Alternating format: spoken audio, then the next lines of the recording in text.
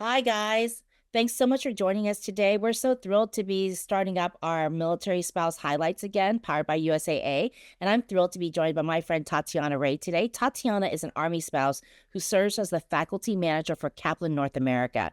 Tatyana, I just love your career trajectory. I love your story. But one of the things I worry about is sometimes when spouses see a military spouse out there who has it all together, has a career and has a job where they're working from home and has a lot of flexibility. They just think, oh, well, she just got it handed to her.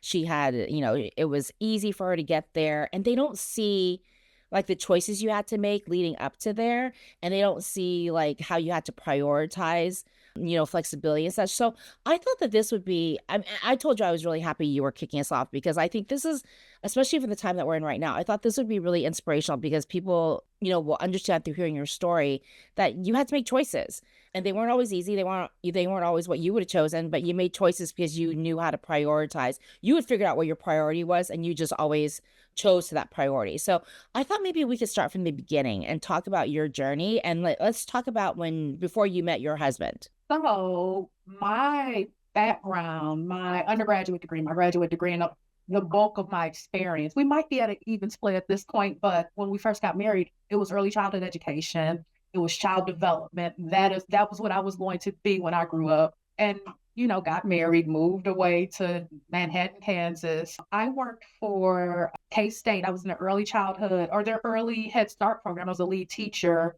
was there for less than a year. Then we got orders PCS to what is now Port Cavazos. I was a CYPA, so I worked directly with children once again. Our training specialist left, and there was an opportunity. My manager then saw something in me and thought I would be really well suited for training. And so I was promoted into a training specialist position after competing, of course. Worked that for 5 or 6 years before PCSing again. We went to Germany, and that's when things kind of got shaky. I actually had to take a demotion because the only thing available was a lesser position. Then eventually got promoted to a center director in home sales at the Child Development Center. And then we left Germany, came back stateside. We knew we would only be at our duty station in Alabama for a year. And so I made the choice not to work. I knew that by the time I went through hiring processes, got in, got comfortable, it would be time to leave again. And that was a hard choice for me to make. Just being somebody who would always work, you get the stories you are told, you get your degrees, you stay working. That's what's supposed to happen. So that was the first time I made a hard choice. Well, the first hard choice was taking the demotion in Germany just so I could stay working. Like it's hard to you get to a certain point and then you have to take these steps back. And I think that's something a lot of military spouses can identify with. Right. So didn't work for a year in Montgomery, Alabama. Then we got orders again. Went to Fort Irwin, California, and I started applying for jobs for CYS, applying, and the positions would just disappear. It wasn't that I wasn't hired, they would just go away. And so that happened for a few months. And James brought home a flyer. He went to a newcomer's brief, brought home this flyer for Kaplan University. It was back when it was Kaplan University. They needed instructors for humanities. I applied for that role, did not qualify for that role. I was like, I've got a human service degree. It's got to be close. And the hiring manager reached out and said, hey, you don't qualify for this. However, I think you'd be a really good match for this other position we're opening up on base at Fort Irwin, working military outreach for the university. And so I said, sure. At that point, I wanted a job. It was, of course, less than what I was making, but it was a new field. And after what had happened in Germany, I decided that I'm not going to ever take a step back in my field. I'll take a step back. I'll be the entry level at something I don't like brand new to me, but there's no reason why I need to keep taking these big steps back and doing things that I know how to do. And so that's how I connected with Kaplan almost 10 years ago. And I've been with them ever since. And I started working in an education center, helping military members and their families get connected to higher education. So I'd moved to the other side of the spectrum. And I was doing that for 2 years. Our story is we always leave a duty station sooner than we thought. I mean, that might be everybody's story, but James got some surprise orders. We ended up going back to the other side of the country. And my boss at that point, we had been talking about Korea. Korea was an option for some reason, but that changed. And she said, hey, I think we can make this work, but how do you feel about working from home? And I said, I feel fantastic about working. Is that a trick question? Right, like, let's do more of that, and so I started working from home back in 2017, I think, and I've been working remotely ever since, and I've moved within Kaplan, so I've started with military outreach for the university, joined Okay, well, Kaplan. wait, before you get too far, because like I have like four questions I want to ask you already. So hang on one second, because when you were talking about like when you made, let's go back a couple of steps. You were talking about you making the jump from government to private sector. Yeah. Like, what made you do that? Was it just the lack of availability? I mean, because I have to think that a lot of people go into government work because they're like, oh, I can, work toward my retirement. I can build time and grade. I can do this, and that's a little bit steadier. So, I mean, I have to think that the decision process was kind of tough because you're like, this is what I'm giving up. This is what I'm going to. So, what was that decision process like? That was It was so hard for me to find a role, and like I said, I wasn't taking steps back, so it was either there's gonna be a manager, either there's gonna be a director again, or hire, or a trainer, or something like that was commensurate with the role I just left. And they were just, like, going away. I already hadn't worked for a year, and was it nice? Sure, I got really into CrossFit, but I knew that I wanted to work, and so it was really a matter of, do I wanna work? I knew I didn't want to go back into a classroom. And so I had to take what was available. I had a master's degree at that point. Like there was no point in me getting this master's degree and not doing anything with it. And yeah, like he brought the flyer home. And really at that point, I was like, let's give this a try. And if it doesn't work out, I'll check back in later. And so, right, I've been a federal employee for over 10 years at that point. Yeah. And right, had the 401k, had the time vested, had but it wasn't working out for me. And so I just had to make that jump. And also the difficult part was I was in my brain, it was like early childhood education, youth development, working with children. That's kind of the path that was laid out for me. And so I thought that that was the path I had to stick to. And I think that was the hardest choice for me. Like, but I don't know anything about this. I don't know about higher ed. I don't know about, because that first role was like a mix of, it was admissions adjacent. I said, I don't know about these things. And that was the biggest hurdle personally, I think, to overcome, thinking like, I can do these things. I know people, I'm connected to the military community. I know what it's like looking for a college and they always will train you and they'll show you what you need to know, the big pieces. But I knew that I had loads of customer facing experience. I knew that I had experience working with military families. So that's my question though, like because you also said that you applied for a job that you knew you weren't eligible for. I'm like, that just totally blows my mind because it kind of goes against the thought process that, what's a statistic out there that people said that women need to be almost 100% sure they're eligible for a job before they'll even apply, but men only need to be sure that they're like 30%, is it like between 30 and 60% sure that that they're eligible for the apply. And you kind of break that stereotype. Like, what made you do that? I wanted a job. And Right. I'll tell you, like, and it's something I've done before, even in the role I'm in. I was applying for lots of jobs, and there was a job I was not qualified for, and I was like, let's see.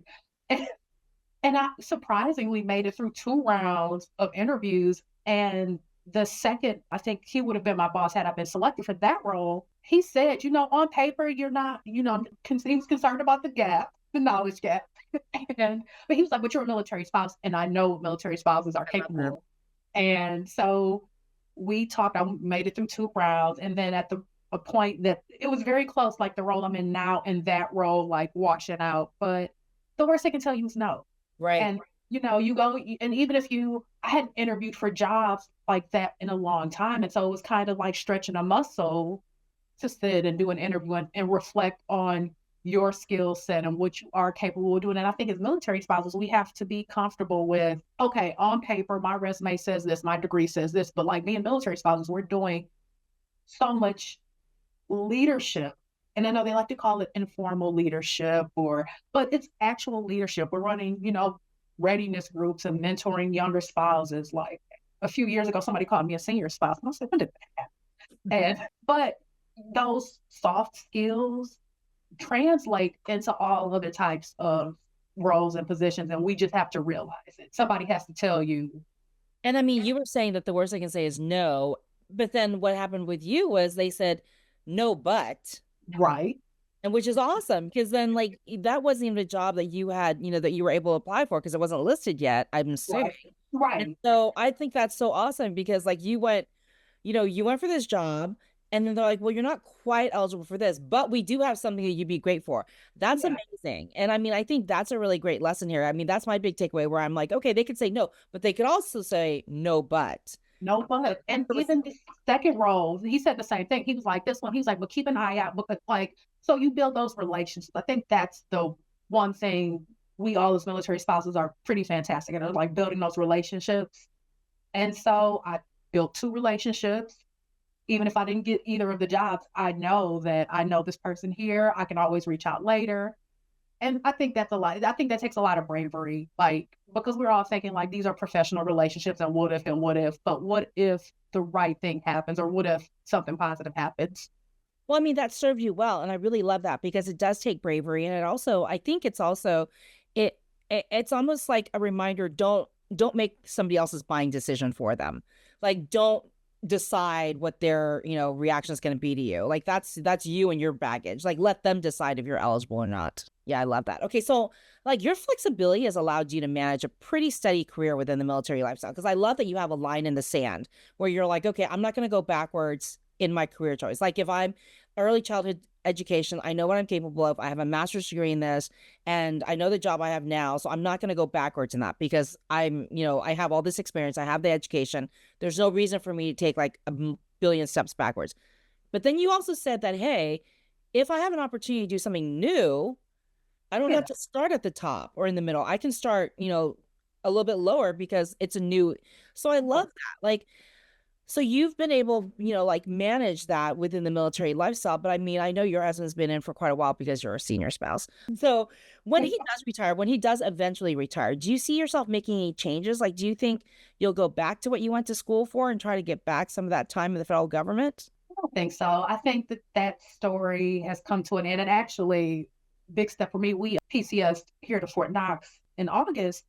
I finally got rid of all of my early childhood education stuff, all my binders and all my, and I think that was the physical, that was me accepting that like this time, like this story, we're closing this story and it was a good story and I got some great skills and really met some fantastic people. But I prioritize my flexibility. I prioritize having a role like this that I can work remotely and I can balance my life outside of being a professional with some of my professional goals. So I don't see myself doing it, but I don't like to say never because whenever I say never, I end up looking like being a liar because it never happens. And I'm like, fine, but probably not. I enjoy the organization I work. This organization, they have surprisingly made it easy for me to be a military spouse and still have quality career opportunities. I mean, this is my fifth or sixth duty station since joining Hmm. Kaplan North America. So, and the conversation's the same. And even when there were times where I thought there might be overseas PCS, and they like it's not an immediate no. It's always we value you. Let's see what we can do. And so, even being told that versus like no or got to take a big step back is reassuring. No, I love that. So, I mean, I feel like you're somebody who doesn't have a lot of FOMO. So, like, you have your line in the sand, and as long as that feeds into your desire for flexibility and I know that you like to be involved with the installation. Like if, because your husband's in leadership positions, he has been for a while. And I know that you like to be involved. And I know that you like to engage with the families and have the events and stuff like that. And so, I mean, it just seems like you're somebody to me who has always re- recognized what your priorities are. And like, you're not afraid to change your priorities. But Yeah. like, once you you don't go back. Like you're like, this is, you're not a waffler. I'm a waffler. Like if I figure out what I want to do and what my priority are, I'm like, oh, but it looks really good on the other side. Like, but you're not. You're like, this is where we're at right now. This is what I'm doing. And so I really respect that because I think as military spouses, that can be kind of tough sometimes because you always think about all the missed opportunities and it's much harder much more difficult to kind of just embrace where you are right now. That's, you know, as military spouses, active duty spouses who are still like in that move and like he's been in 20 years. Well, our 20th wedding anniversary is next month. So like steady 20 years we've been doing it like this. And I will probably like devolve into madness if I focus too much on what could have been and what like the opportunities that are missed. Like I can't spend this, and so I enjoy like my needs are met. I get to do the things that I love to do. I get to do things that I like to do. I get to have a career that is interesting and fun and keeps my brain engaged. And so if I can have that, like the rest of it is just icing. So So based on that, my last question for you is going to be, well, second to last, with the benefit of hindsight, though, I know you don't get FOMO, but with the benefit of hindsight, is there anything you would do differently? I probably would not have that line in the sand, I must remain in this career field. I would focus more on my skill set rather than a role, a position. And that might not have brought me here, but I feel like being well rounded and knowing a little bit about a lot of things probably would help or has helped me grow more than like being dead focused on and having blinders on and say, this is the one thing I'm going to do.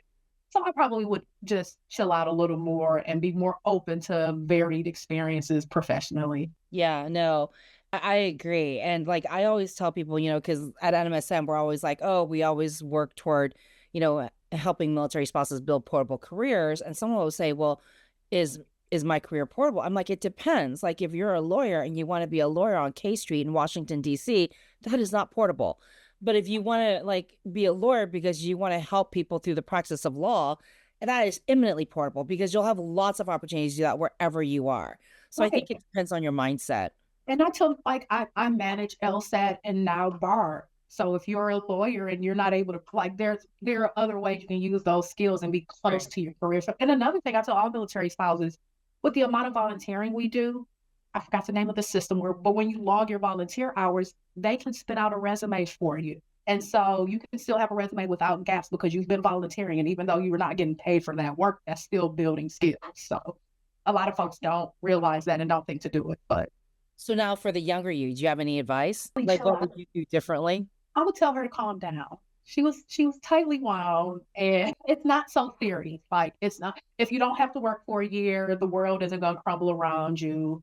If it's not early childhood education or adjacent, it'll be okay. You probably might get some new opportunities and at least you'll know what you don't like. Like now I know Yeah. what I don't like to do and I know what I'm not gonna do now at 40. Whereas at 20 I probably would have done or did a lot more things that I didn't feel like doing because I felt like have to be employed, have to make this degree worth it. And also probably certification, get a certification, go to a junior college first. Like we don't have to go full feet into 4 year. I mean, like you can transfer credits in. Like I just no, I think generationally it's different. And our parents told us these are the things you do, and we believe that, but the field is a little different. It's a lot different now. And so I No, I probably agree tell with you. And yeah, I think younger also like for people who already have their degrees, I don't think a certification is out of the question for you either, because I think continuing yeah, education is huge because everything's changing so fast, like technology. I mean, yeah, everything's changing so fast. But thank you so much, Tatiana. I really enjoyed talking to you. You knew I would, of but course. this has been such a treat. And, thank you to our friends at USA for making these conversations possible. And if you have a really great story to tell, I hope you will tell your story. We'll leave the link below. But I mean, tell us about your military spouse professional journey.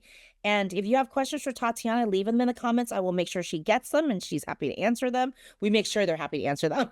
And then, yeah, if you have questions, I think where can they find you, Tatiana? Are you on LinkedIn or?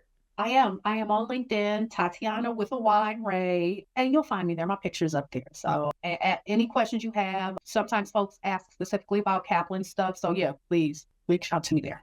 Awesome. Thanks, Tatiana. And we will see you guys back here next week. Thanks, everyone. Bye.